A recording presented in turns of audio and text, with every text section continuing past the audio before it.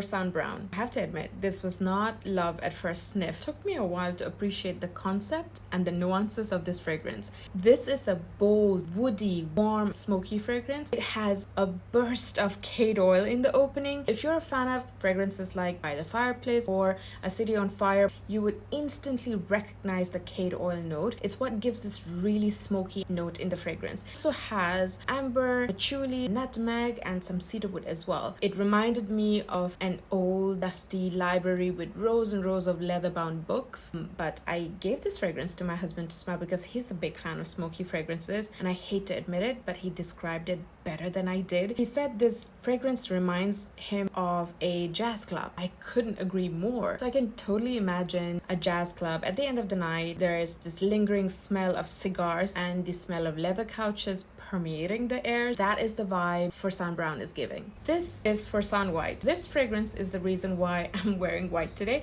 because when I was trying this fragrance, we had a friend over. I gave it to him and I asked him to describe this fragrance. He said, this smells like a fragrance you would wear at an all-white party. Kind of agree, because this fragrance opens up with a beautiful burst of bergamot and jasmine, but it also has musk, vanilla, coconut, almond, a little bit of spiciness from nutmeg. This fragrance is for someone who loves gourmand fragrances and who loves smelling like an edible dessert. So that was Fursan brown and Fursan white. Let me know in the comments which one would you pick.